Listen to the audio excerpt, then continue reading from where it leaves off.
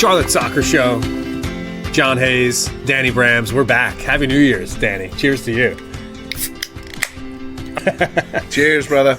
Cheers to you. That's a sound that we love to hear on the show. So, without any further ado, we've got a ton of things to do today, especially answer TFOS questions. It's 2024. No better way than to start the year on the show by addressing some of the questions we have from our tremendous friends of the show. And by the way, this round of questions, Danny, tough questions. They came strong. They're going to put us on the spot. Let's go. I can't wait. Yeah. What better way to start a new year with the first episode of the year by putting our TFOS questions front and center? Can't wait. But this is the first time that I'm going to say this on the show, and we're proud to do so. And it's that this episode is presented by Hopfly Brewing Company. Hopfly is the new presenting sponsor of Charlotte Soccer Show. It is the new home of the Charlotte Soccer Show, right on Mint Street, just a few blocks from the Keep, from the Fortress, Bank of America Stadium. It's a place where we've pre-gamed with a lot of the TFOS. It's a place that we've grown to love, and now we are officially partners with Hopfly in this endeavor, Danny. Congratulations. It feels great. It feels great. Congratulations to you. Congratulations to me. Congratulations to the TFOS. Congratulations to Hopfly for jumping on a rocket ship headed to the moon, man. It feels great, and I love Hopfly.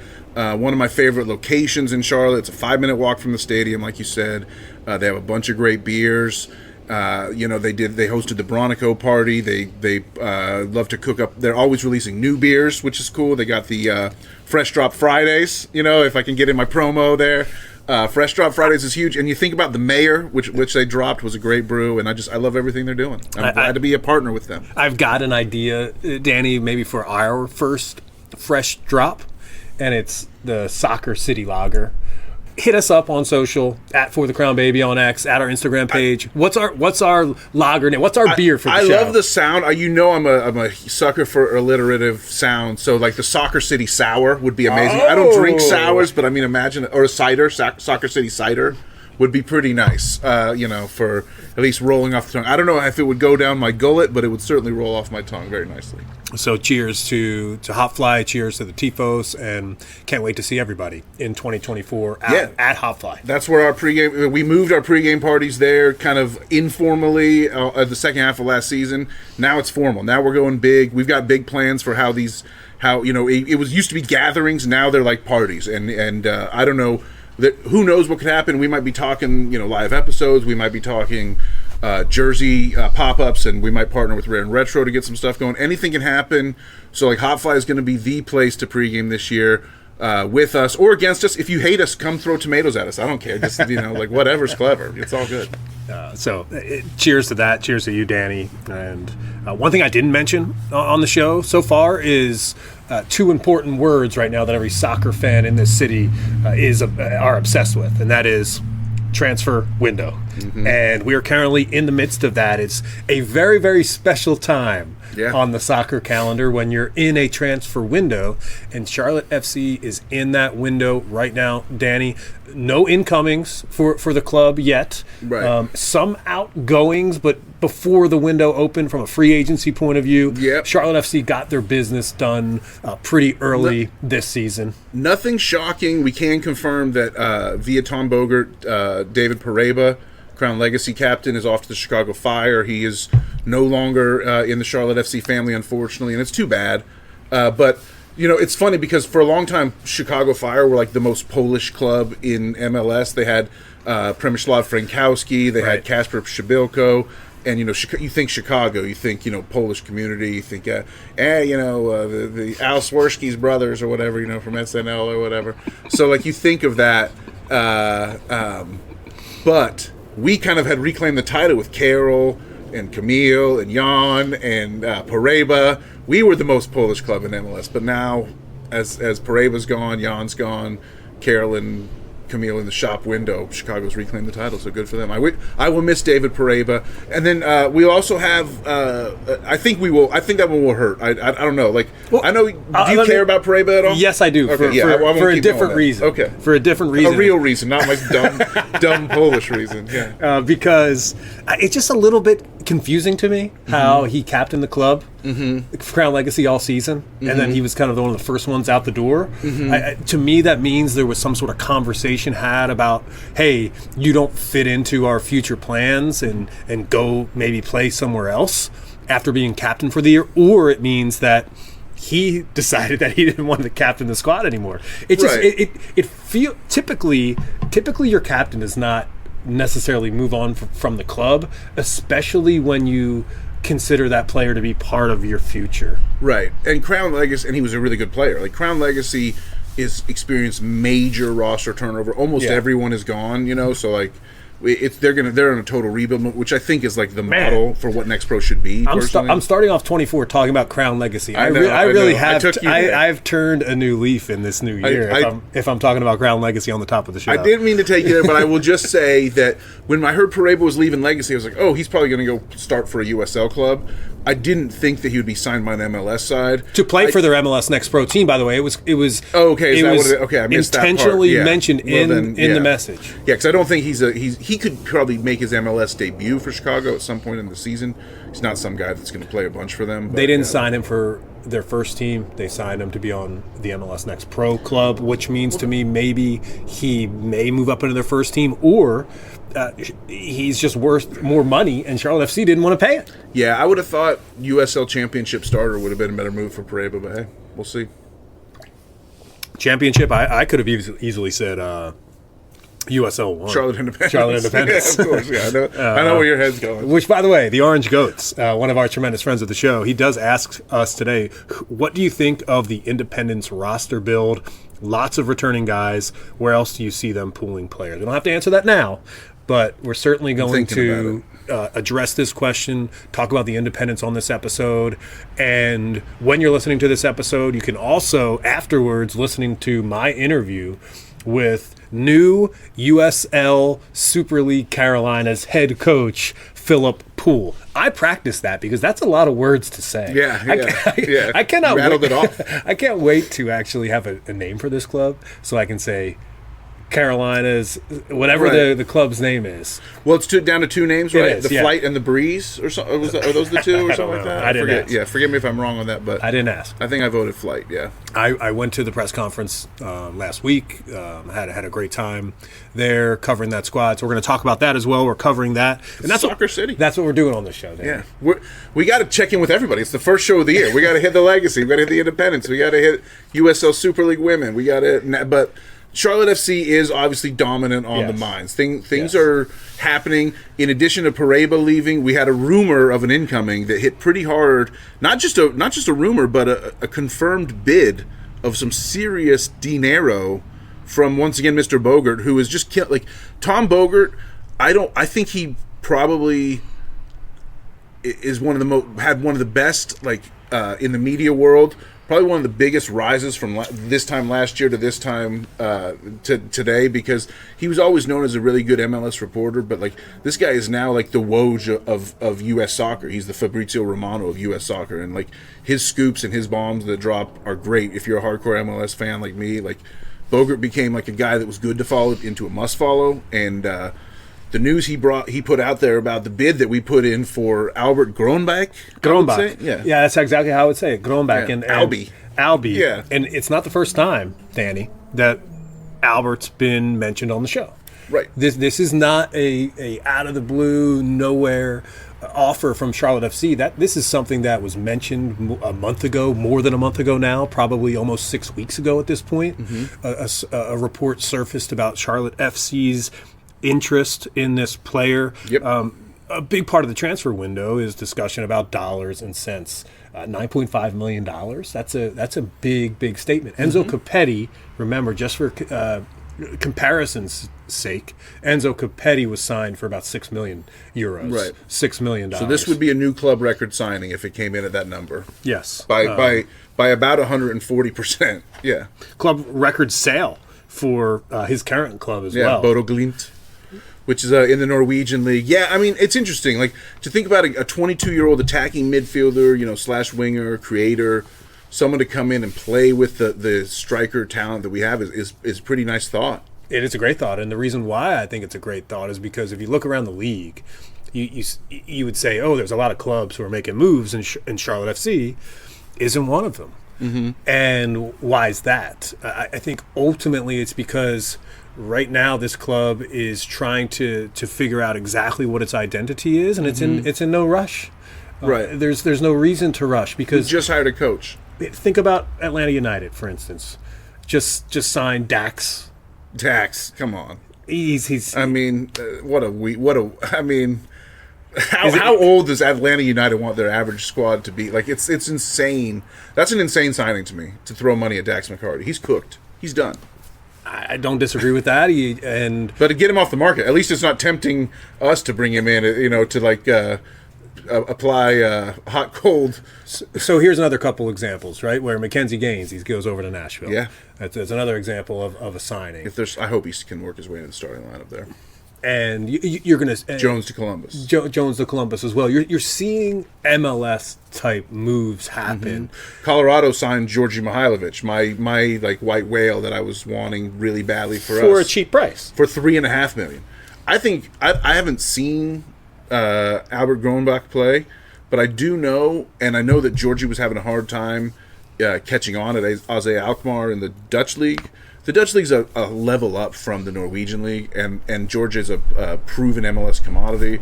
So, the thought of that we could have got him for $3.5 million, but now we're bidding 9.5 on a guy who's a little less proven.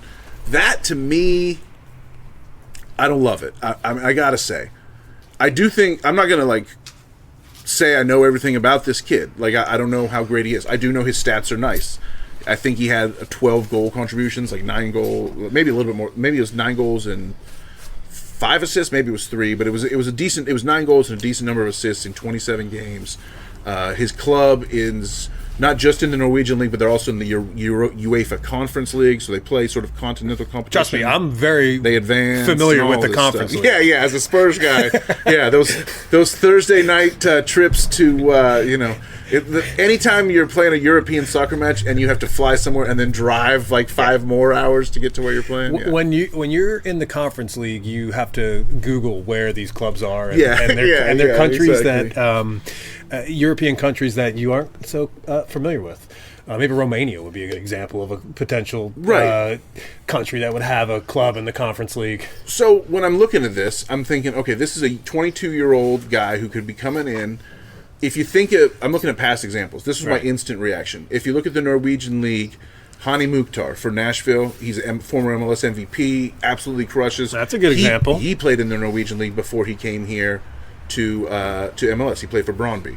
So then you've got Evander. Evander was the club record signing for Portland Timbers last year, came from the Danish League, played in UEFA Champions League, played in UEFA Europa League. For FC Midtjylland, he was a really great superstar in the Danish league. He came over to Portland, had a really tough time adjusting, and made it extremely underwhelming for a club record signing. He extremely underwhelmed to the point where Portland is now potentially shopping him to resell him. Almost sounds like Enzo Capetti type. Right. So although that's my range. Rumors. There's no rumors about Capetti though. I would say the Danish league and Norwegian league are somewhat about on par to the point where. That's your range. You could be getting a Evander, you could be getting a Mukhtar, but he is 22 years old, younger than both those dudes. So who knows? It's a really big number, $9.5 million. And remember, that's just to sign the player, his wages. Right. On top of that, he'll probably fit into a designated player spot. Although, and I keep saying this on the show, but I'm going to continue to say it because at this point I don't understand the designated player rule because it seems like clubs that are smart, and that's not a knock against other clubs. It just seems to me like clubs are finding ways to skate the rules and make the rules work for them, and Charlotte FC isn't necessarily doing that.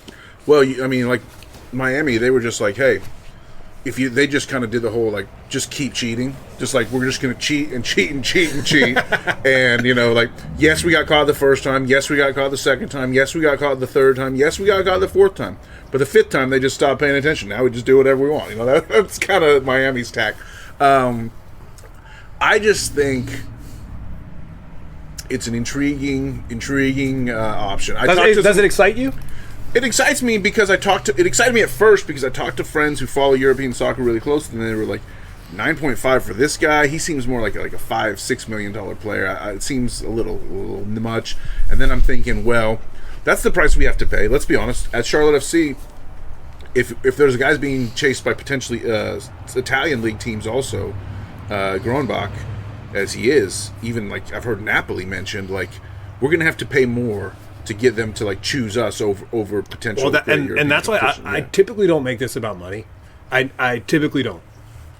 And as I'm having this conversation with you, I'm only making it about money because this is a massive number. If we can outbid Napoli, I think we'll get this guy. That's what I think. But then, listening to Bogert, again, on his YouTube, he's the one who posted the tweet that we put in the 9.5 million bid. But then later on his YouTube, when he was talking about it in more detail, he was saying he thinks that's not going to be enough. So I've heard people say that that's too much. I've heard people say it's not enough now. So it's like, who do you believe? Where does it fall? But it's nice to have some movement at least. It's a clear sign to me, Danny, that it is the monetary and positional replacement for one Karol Swiderski. The only way that you go in for a player like this is for that kind of cash is if you have a feeling that you're going to move somebody else or somebody else isn't a part of your plans. I just don't see Charlotte FC going out there to spend $9.5 million on this player unless who's an attacking creative midfielder unless Swiderski is not part of those plans. So I think that is the straightforward way to look at this, agreed. But maybe irrationally, maybe hopelessly optimistically, maybe just savvily brilliant. I also think there's a way, because we've been talking for over a year and a half now about their DPs are blank, blank, blank, and Kamil Józwiak, who they're going to buy down. Like his name became Józwiak, who they're going to buy down. At a certain point, when you rattle off the DPs. Yes. So it's like the thing about that is it hasn't happened yet, but the more that every day that passes, every month that passes, it's cheaper to buy him down.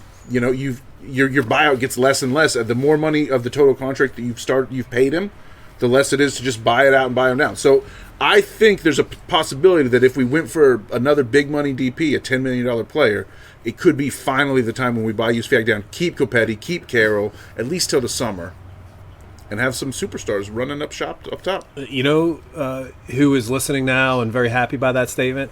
It's Donna Hartman. Donna's always hanging out on X, tweeting the show, and she responded to my post saying that y'all got to stop talking about Swiderski leaving. Let's just have them both, okay? Yeah. So you and Donna are on the same exact page. And by the way, I love to hear that. Yeah. I would prefer the ambition and the thought process to we actually are going to play Kopetti and Swiderski as strikers, and maybe they're our front three. Right. Let's have $25 million worth of designated players on the roster. Why not? Yeah. Let's have some ambition. Swiderski could play on the right, potentially, and cut in on the left-hand side. Mm-hmm. We use that left foot of his. Kopetti could be up top, and then Grønbæk could potentially be on the left-hand side. I'm not sure what foot he favors. Right. But either way, if he favors his left foot, sure, play on the left side. That's fine, too. Because we know Swiderski likes to cut on the inside and make a move in. I would never play Karol at left wing because he doesn't have the ability to cut back across and fire off a strike. So he's never a left wing player for me. Karol should always be on the right. Mm-hmm. And if Grønbæk could play left of Kopetti, all of a sudden we have a 4-3-3 and we're cooking a little bit. Yeah. Yeah. And as much as I've loved Gaines, as much as I've loved Kamil at times, as much as I love Kerwin Vargas, bringing in some improving that front three attacking would be one of the big priorities. I think if we're going to make moves and transfer, it should be to improve our attacking edge. And I fell in love with Kerwin Vargas all over again, watching back all the goals. I think when I watched every goal that we scored back over the Christmas break for the goals of Christmas video thing on our YouTube. I fell in love with Kerwin Vargas all over again. And, how, when you only watch the good highlights of your team, you sort of get a skewed view.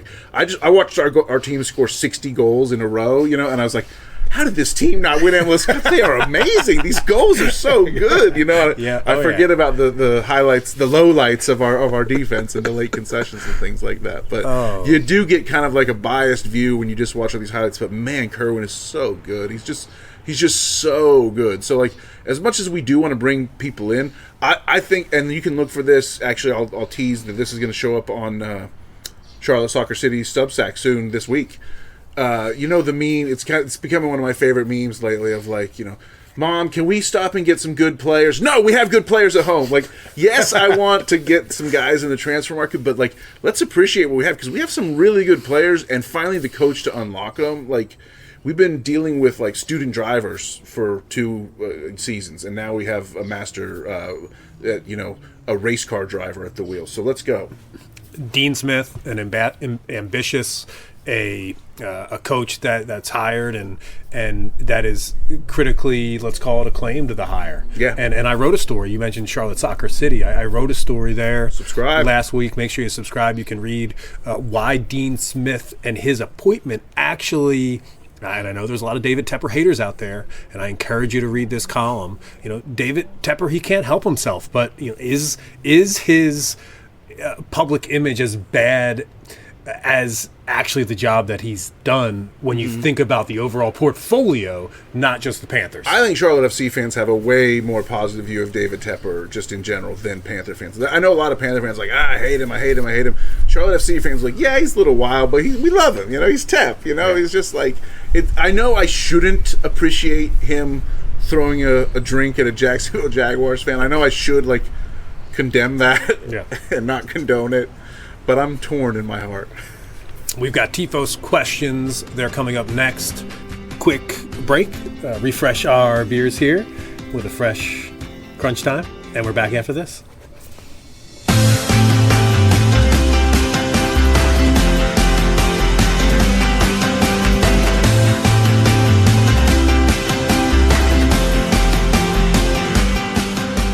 All right, we're back on the show, and I'm just going to say this because he happens to be sitting right here, and it's a new foster dog in the house, Micah. You can find him on our social channels. He's a 2-year-old hound, and he's hanging with Danny and I during the recording session here, and since he's hanging with us and being such a good boy, I figured I would just put the word out to all the TFOS out there. If anybody's in the market or wants to adopt a dog, that Mike is hanging out at my house, and you can adopt him. So check him out. Check out his link. It'll be in the show notes. Go there and meet Micah. And we do work with the Greater Charlotte SPCA, and he's the latest foster to come through, Danny, and he seems to like you a little bit. Yeah. Starting to foster dogs is one of the coolest things that you and your wife Rachel did last year in 23. John, glad to see it's continuing into 24. You had some rowdy pups last year that you got successfully passed on to homes. Micah is a lot more chill, and Micah is curled up next to you on this couch that we're chilling. We're at the Z Shed, by the way. I don't know if we ever mentioned. And Micah is just an amazing, beautiful speckled coat, brown and white. Just what a pup! Like this guy. He's not going to be with you long. I think he'll be adopted soon. I think so, too. So check him out and get to know Micah. And maybe get to know Philip Coutinho. At least maybe you have gotten to know him because he's been a star on the global soccer scene for a long time, Danny. And right now he's an Aston Villa player. Okay, so that's okay. One thing. He's loaned out to a Qatar side. And at the end of his loan with his Qatar side, he will then likely be transferred or moved or loaned somewhere else by Aston Villa. And that report came out this week, and obviously people made the... Sign him up. Let's go get him. Coutinho, let's go get him. Is that how you feel? Well, that's my question. That's what I want to... No, I'm just saying that to set up what you're about to say, which is... Not so fast, my friend. Oh, I see what you're saying. He's not available. Yeah. He's not available in January. The season ends in March. And so he's available next summer. My point to you, my question to you was about this news. Is it a household name anymore? Is Philip Coutinho somebody that people would know here in Charlotte? No, not especially not the people that just started following the sport a lot more seriously when Charlotte FC launched. We have a lot of people in this fan base that were probably familiar with the Premier League, but not hardcore fans enough to know. Coutinho's real heyday in the Premier League was almost 10 years ago, 8-9 years ago. So I don't think he has quite the huge, like, instant name recognition, even as someone as, like, a Jack Grealish. You know, like, we talked about Grealish. Like, Grealish would make a huge, much bigger splash, you know, if he was to come over. It's completely unrealistic. He's not coming. But Coutinho is that type of player, I would say. Just older and past his prime, but very special and, like, used to do, like, insane things for Liverpool for 2 or 3 seasons. He's a Brazilian, and he was a global name on the football calendar. And he kind of, like, the way he kind of, like, blew up his own spot at Liverpool and then, like, got to Barcelona, barely played. Like, he's on the downswing of his career, so he's kind of that guy that, like, could come in and do really well in MLS. Maybe like a Hector Herrera for Houston last year, but no. I just want people to more skilled, temper their expectations. I want people who have seen this report. The fact that he's an Aston Villa player actually matters, right? Because Dean Smith and Unai Emery, that connection actually exists. Sure. Those two guys could get on the phone and talk about Coutinho if they wanted to. Sure, and he contributed for Villa 2 or 3 years ago, right? I mean, he was an impact sub for them a couple seasons ago. But, like, when you end up in the Qatari Stars League, like, it's not by accident. It usually means something, like... Yeah, he did make an impact for Villa, and he got loaned away, and Villa is now having one of the most historic seasons they've ever had. Right, exactly. Addition by subtraction for Villa with Coutinho. So I'm not anxious to bring him in, but I do think he'll have a market in MLS when he is available. I mentioned that story coming out of the break. We're going to get to the TFOS questions because I wanted just to pose any other transfer news that we've missed. Is there anything that you think that we've missed? There's one person that I found. There's 2 things that I find interesting that we haven't mentioned. By all means, go on. One is Tyler Buchanan signing with Inter. Tejan Buchanan. Thank you. Tejan Buchanan. First ever Canadian in the Serie A. Yes. There you go. Yeah. That to me was super interesting in this transfer window. Someone that plays in CONCACAF. Yeah. Does he has an MLS history as well? Yeah, I mean, he was a New England Revolution. Like 3 years ago, he was awesome for New England Revolution. Yep. Earned his way to Club Brugge in the Belgian league and became an almost everyday starter for them. So my point there is pipeline. Yeah. Right? It's happening. North America over to Europe. It's happening. Well, there's over so many over. Americans who go over and fail or get benched, like Georgi Mihailovic, like Ricardo Pepi, who's struggling to make an impact at PSV where he is. Like, there's so many stories of guys that, like, go over and they have a hard time. James Sands for New York, Paxton Aronson's over there at Frankfurt. Like, I can rattle off guys. It's really nice that Tejan Buchanan is the MLS guy that went over and hit. It's a shame he's Canadian, not American. It doesn't help our national team. But well, I'm thinking about it from a North American point of view. Of course. I mean, we're all hosting the whole World Cup together. Right. Exactly, we're all one nation at this point. Exactly. The Continental Cup. Yeah, exactly. The other one that I feel like I could have mentioned and got interested in was, and this isn't it's in the same vein, but it's not in this transfer window, but it's because of an injury at Chelsea, where Pekovic, the keeper, the goalkeeper, he's starting to play. He's starting because of injuries at Chelsea. Yeah. So once again, a New England connection pipeline. there. Yeah. The pipeline is there. So my point in bringing these transfers up is for somebody like Karol Swiderski. Okay. For somebody here playing in America, this is not something that is just make believe. Charlotte FC has an asset right now, and Charlotte FC needs to get the most money possible for that asset. And I know we got into the conversation about keeping Karol Swiderski around beforehand, but the point of me bringing up those 2 transfers is that if you're going to sign somebody for $9.5 million, it's nice to sell somebody for $9.5 million. Right, exactly. You just got a younger at that point. Yeah, I mean, it's not out of the question. Our boy Boger reported last week that Karol has interest from some Bundesliga clubs, the German league.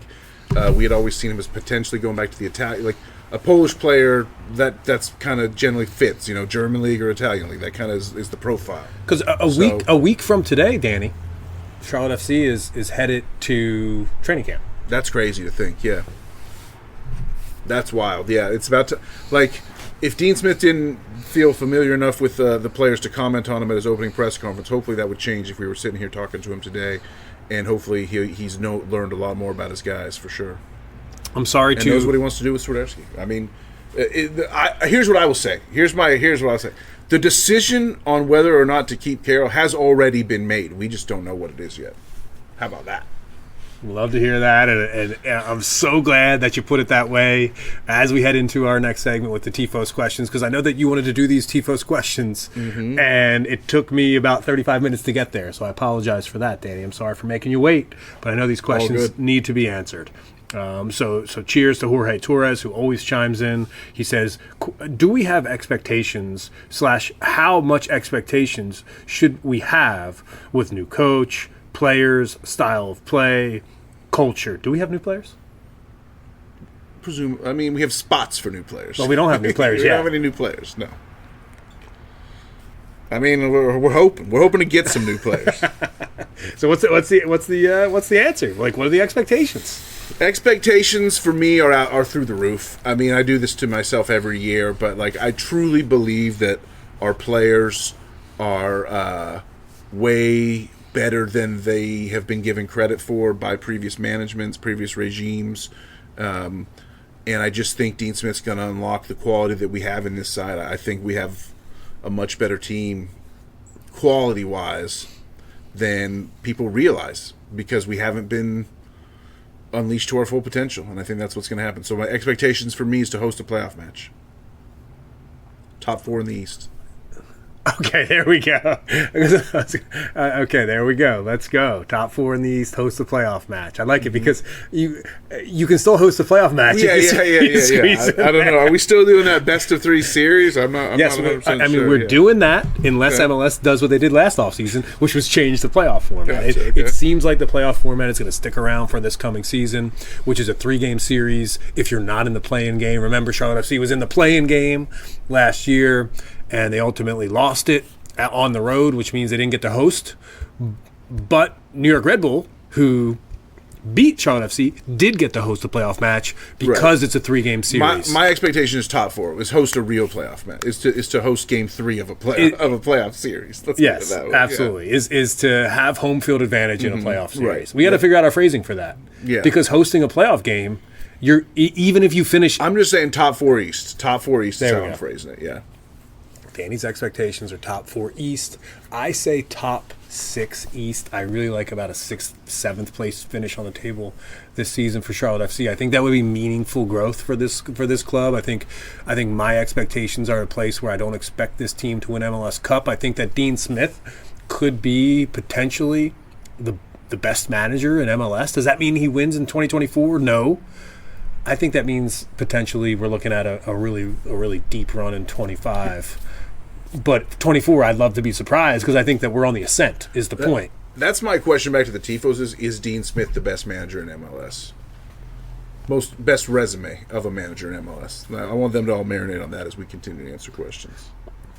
At the Reverend Burrell, tremendous friend of the show, the Rev. The Rev. Who, by the way, we've had some good times with at Hopfly. Yeah. He's a Hopfly champion. He absolutely is. He asks us, which is a great question.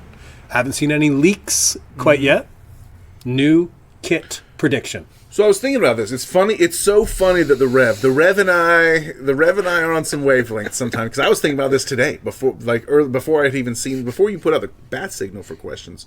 I was thinking about Charlotte FC kits because I was watching the FA Cup match, Arsenal-Liverpool, and sadly Arsenal lost. Although I would have rather lost than drawn because the fixtures are piling up and I didn't want to do a replay. So I mean, whatever, just kick us out of the cup, whatever. Regardless, fair enough. Arsenal wore their all whites, and it was really interesting. I thought to myself, would I want to see Charlotte in an all white? I can't believe it's going this way. White shirt, white stripes, white white shirt numbers, just like all whites. And the reason I bring up Arsenal is because everybody knows the original Charlotte FC kit was basically just Arsenal's Adidas kit with blue instead of red. That's why I go there. And so I thought if they do it again, if Adidas is going with another Arsenal clone kit for the Charlotte kit, the all whites were kind of nice, man, I gotta say. Wow. I mean, truthfully, I have a golf shirt that has that Charlotte FC logo there. You know what I'm talking about? That's what I want their new kit to be. I want their kit to be all white with the crest and a collar. Yeah. That's what I want. That's what I want the new kit to be. Yeah. Give us a collar. Come on. Yeah. Does it? Adidas. I love a collar. Does Adidas make collar kits? They do. I think. I don't know. Guesson can fact check me on that one. But Yeah, he can. I think they do. I mean, the Arsenal alternate kit was a collar. Yeah. So. We need to show an FC collar kit, Danny. I mean, it's interesting. So, like, we're gonna have the crown jewel, the purple and pink, the purple and fuchsia, the fucking Wildberry Pop-Tart kit, whatever, blah blah blah. The crown jewel kit. Yes, thank you. Is sticking around, but yeah, we should have a new. The first kit, the community kit, is in theory being retired. Which, if you need an extra one for your collection before they go away forever, hit up Rare and Retro Soccer. They've got a few on stock for decent prices. So yeah, we need a new kit, a new like default home kit. That's why I don't think we'll go all white. I can't predict an all white because it's Arsenal's third kit. It's like not a everyday type of kit, but I could see a white shirt with the blue accents, reversing the blue primary white sleeve that we have now. I could see a white shirt. I wouldn't do white shirt, blue sleeve. That would not look good. But I could see a white shirt, white sleeves, blue trim down the sides, a blue, maybe a blue collar, something like that. I wouldn't hate that. Maybe blue stripes. The 3 Adidas stripes we can't get rid of, unfortunately. So. That's fine, and that's totally cool because I think it could be beautiful if we went all whites for sure. I think so. We should. I hope so. I think it's the next step for this club is purity to have a white kit with the because when you have a white kit and you have the circle crest on your heart, the color pops. Mm-hmm. The crest really pops. Mm-hmm. And on our other kits, believe it or not, it's not the crest that pops. It's actually the color that pops. Mm-hmm. When I'm seeing you now wearing the kit kind of blends in the crown jewel kit, and the kit's not popping off of that color. It's just kind of blending into the kit. Right. But if we were to have a white kit, it would just pop off of there. I'm all for it. Would they have the wherewithal to make the sponsor name in all white too? So the sponsor would be pissed. No, Ally's paying cash for that. Brandon Davis checks in. Happy New Year, Brandon. Your overall opinions of Apple TV MLS Year 1. Overall, C- maybe. I think less. Expected a lot more and didn't deliver, so trying to have understanding that they're in year 1 of a product that will get better, trying to grade on a little bit of that curve. I still can't deny the fact that it's worse than average, is what I mean to say. It's worse than average. It showed signs of promise, but the 360 show never became vital viewing. The post-game shows never had any like breakout personalities. They were constantly retooling like who was in the studio. Like every few weeks it was a different group in the post-game shows, and maybe that was intentional, but like no one ever stood out and became like the voice of studio MLS, who are they called? The freaking the two guys for NBC on Premier League. Robbie and Robbie. The Robbies, yeah, the two Robbies. I love. Yeah, I'm talking about how much they stand out, and I can't remember their names. But Robbie Earl and Robbie Ashford, I really like it. Yeah, I'm a fan of both of theirs. So how could you not be? Yeah, so there was no one that like jumped out, and even Tim Howard, I really like on NBC's coverage. Me too. And Me too. Like no one jumped out as like a pundit of a voice that made it like in that level of like, oh, I have to hear what this person's saying about my league. I know Matt Doyle was trying, but yeah, so technical glitches, but there's good things. I love the fact that there's a home base online. You can go to your Apple app. You can go to appletv.com on a browser. You can like find. I love that within a few clicks, you can just get to a page that gives you every single goal Charlotte scored all year, and you can just like go watch. That helped me big time when I was going back through all the goals. So I think Apple has a lot of promise. They need to iterate. They need to grow. They need to like. The other thing I hate, which I thought I would like, and I actually hated the most, was all the kickoffs being at the same time at 7:30 at night and 10:30 at night. Like I missed the chance. I watched fewer other MLS games last year than I got to in previous year in 2022. Like if I went to the Charlotte game, then I missed like almost everything else except for watching the recap show, which I didn't like. So. To piggyback off of that, I do think that some winter time and fall time, well, Sunday at 1 p.m. will be hard. But I think some like early afternoon Sunday games, I miss that. Yeah. I miss the early afternoon Sunday games. I love the Saturday. I don't want to go to the game Saturday at 12:30. It's too early on the weekend for me. I'm getting things started, and I like the 7:30 kicks. But Sunday, when you're in the summertime, and when you're in the late winter too, and in the early spring, those Sunday 2:00 matches are really nice. Which, by the way, the original schedule came out, and there was a match moved in the first 3 months. Minnesota, 420. Minnesota does go to the Sunday match. Yeah, Sunday at 6 p.m. National TV. First time we've ever played Minnesota United. The Loons, they call them. So it's exciting. Loons. So at least we're going to get that. We're going to get that. We're going to get some. A Sunday 6 p.m. in April could be absolutely just gorgeous. Yeah. Well, that's when the vibes are absolutely right in this soccer city. That pregame at Hopfly is going to be insane that day. The Orange Goats. I teased this question earlier. What do you think about the Independence roster build?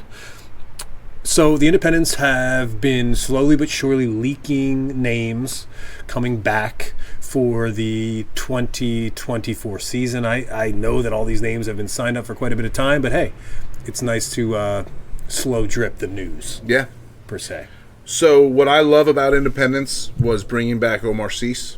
I think that's like a vital thing, because that's a guy that I thought could have gone on to a higher level for sure, but he's young, and I think he's going to keep developing, and I think he's going to keep scoring bangers, and I think he's the key. I think he's got some captaincy potential for Independence this next season, even as a young player. Yep. So we'll see what happens.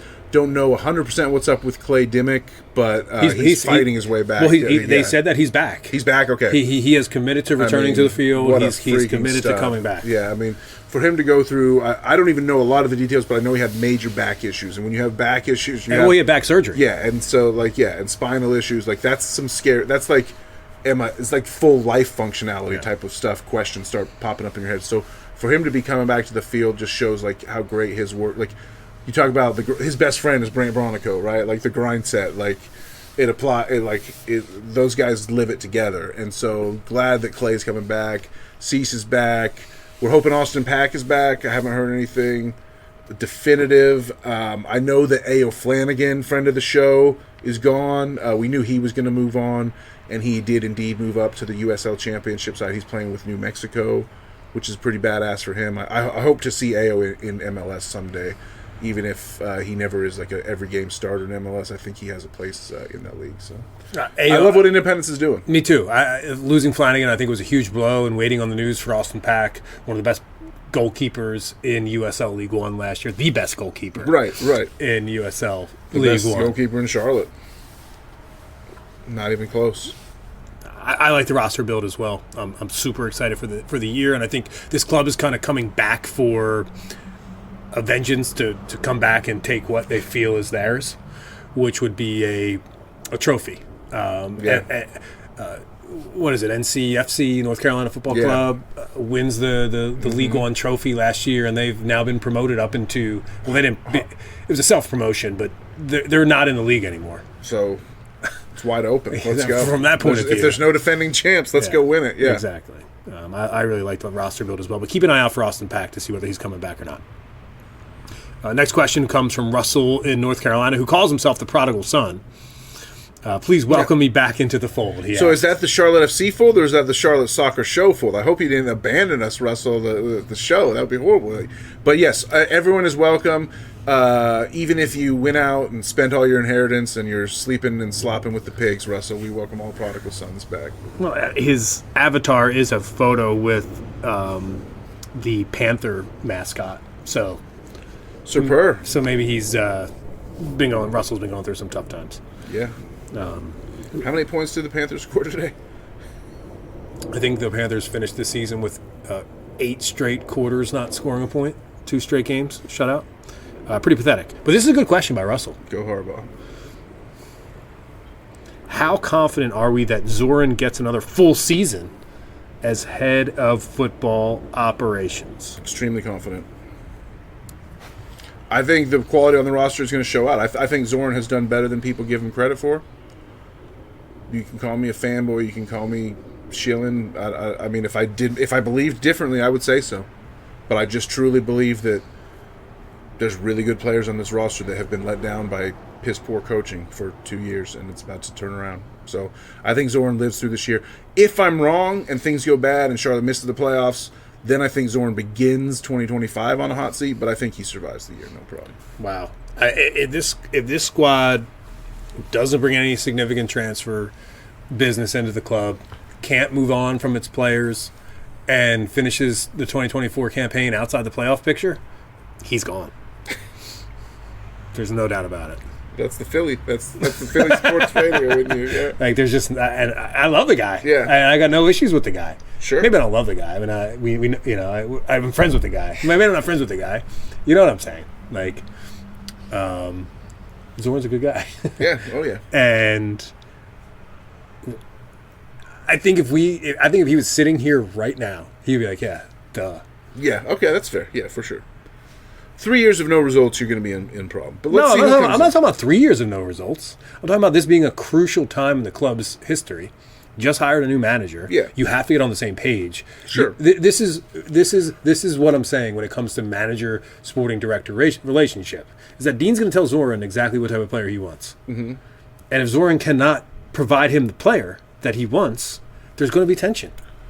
I'll say that Zoran will be fired before Dean gets fired at this point. Okay, yeah, sure. okay, no, You know, okay, like, yes, yeah. yes. If things go south and things aren't going well, we'll hold on to Dean and we'll go get a new sporting director. And that's one of the. And by the way, if you're a new listener and you're this far into the podcast, God bless you. But anyone who's listened to the podcast here now and have for a while, you'll know that one of the things that we do like to talk about is the power struggle, because in this royal family, there is certainly a lot of dynamics happening within the building. Oh, yeah. And within the fan base. and kingdoms and titles. Yeah, for sure. Yes, and we and campaigns. We like to keep our finger on the pulse of basically where that power lies. And, of course, David Tepper is the one who is right at the top He's like of the that Pope. family tree. If we're in the medieval Europe analogy, Tepper's like the Pope, and Zoran's the king, and Dino's, the prime minister and all that, the Yes. first lord and all that. But just because of your remember this, your title doesn't equal influence. Right. Your influence 100%. just is whoever's ear you have. Sure. And we're going to see that play out in the building here over the next year or so, which will be fun. But I hope, for what it's worth, I think Zoran Krneta doesn't get enough credit for signing Karol Swiderski. Fantastic hire. Like, I think one of the best signings you could have ever asked for to start an MLS franchise for a guy who really wanted to play and play well. I mean, if I could throw a second question back to the TFOS, I've been wondering about this a lot lately, and we talked about this in the Discord. Is Karol Swiderski a club legend? It's a good question. I'm not ready to answer that now. Well, Can't answer that now. I can't. As of this point, it's hard to say yes or no. I think you could call him a legend for signing that initial deal, yeah. but not for what he's done on the field. I think he is a club legend. Whether you agree or not, though, he's a quality signing, and the fact that Zoran can hang his hat on that gives him an edge. The fact that his first ever DP signing was really, if not a home run, then a triple to the gap. You got to feel good about that. And when it comes to, you talk about the power struggle, like people say, money is power, time is power, but you got to quote Game of Thrones, power is power. That's exactly right. Ash Hamrick, Danny, tweets in, and he says, I'm going to ask the same question I asked this time last year, but for Dino. Will be the rise or fall of Dean Smith? And Ash, I'm not giving you a hard time with this, okay? I'm not, but there's been about 4 or 5 questions in this group where the grammar wasn't very good. So if you could all help me out and just double check your tweets before you send them in, I'd appreciate it. This will be the rise of Dean Smith. Dean Smith is crazy to me. We talk about statements of intent and ambition. Dean Smith is the best coach in MLS. I know people are going to push back on that and be like, "You've answered your own question." Yeah, he hasn't even been in MLS. How can you say that? He hasn't ever won the league. What about Pablo Mastroeni, or whoever, what about Wilfred Nancy? Yeah. No, it doesn't. None of those guys have achieved what Dean Smith has achieved in a much higher level of football. Let's just be honest. And that's the thing. That's his birthright. His birthright is entering this league as the most accomplished manager in the entire league.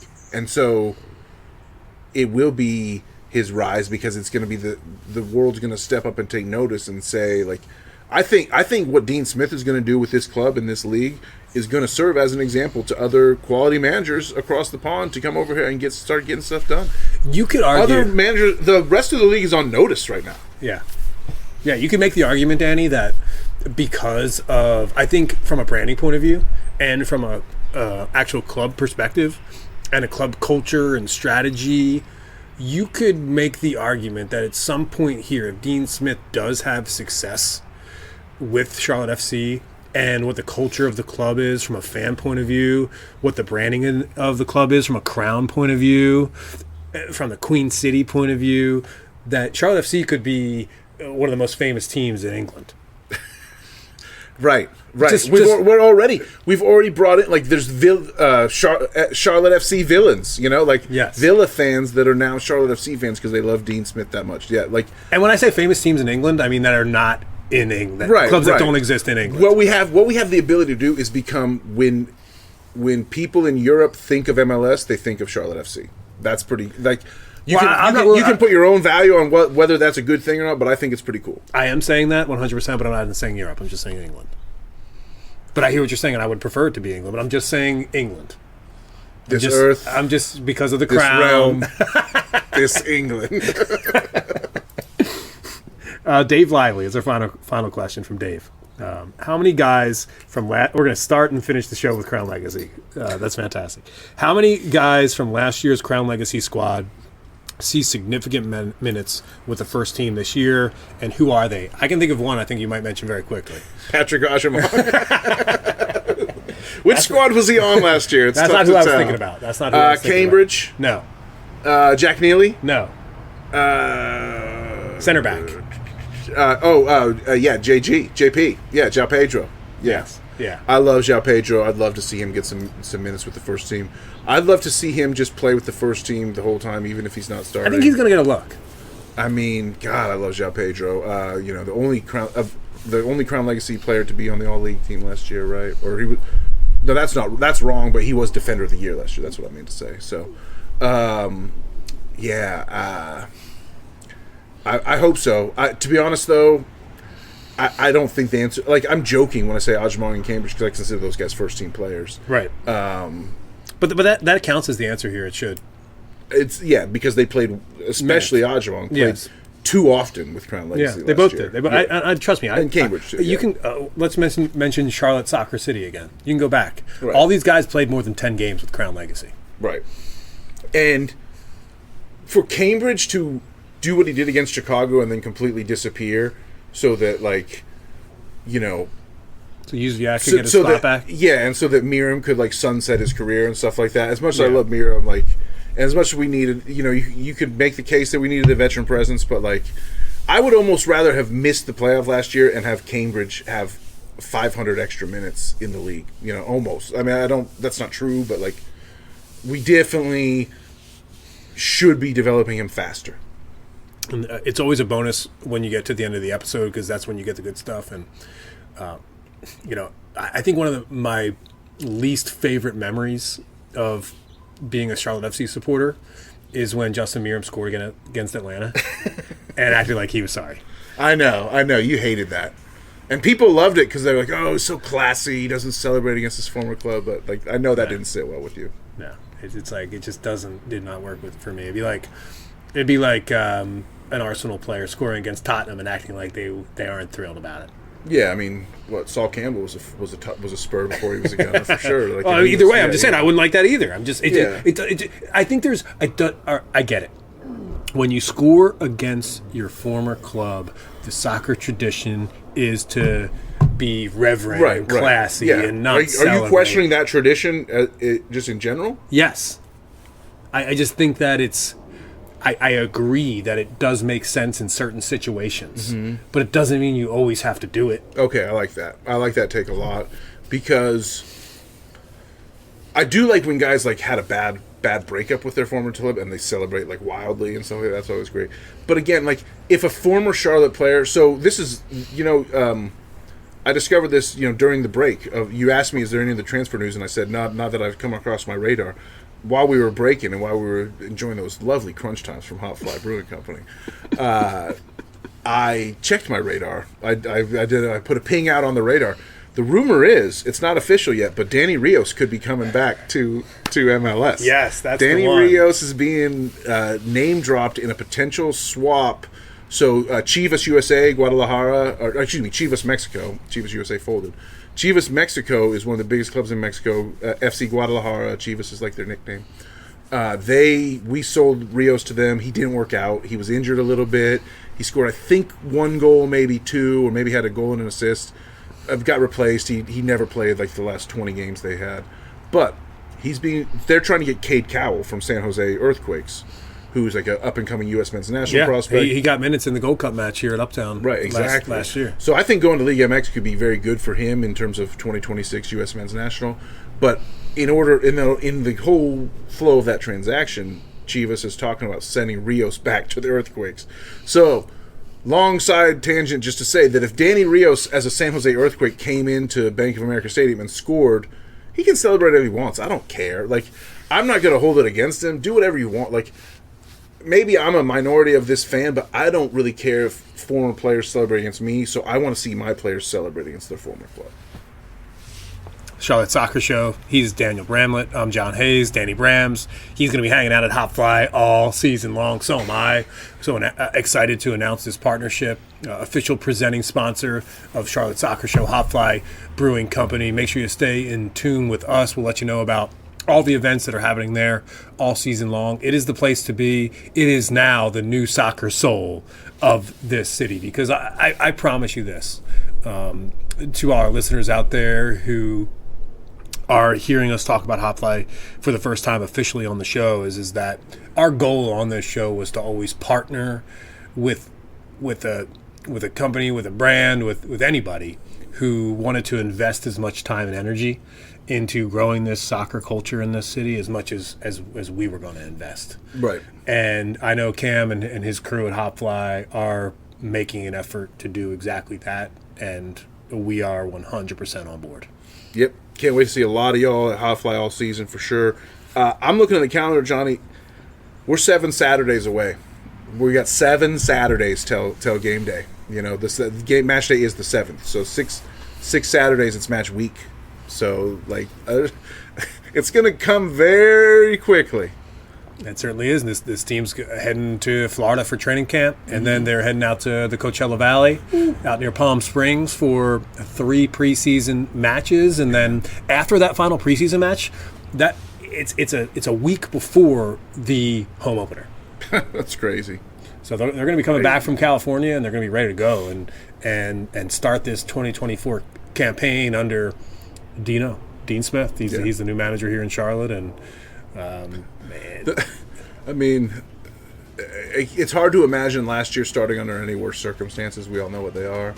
And just to know that this year we're starting with a fresh slate and a clean chance to go out and maximize potential. I just think like I can guarantee you this: Charlotte is not starting 0-3 this season like we have the last 2. I guarantee it. You're going to start 1-0. Win that first game at the Key. We've never lost to New York City ever, so why start now? You know. It's the Charlotte Soccer Show. I'm John Hayes. He's Danny Brams, and until next time, for the crown, baby.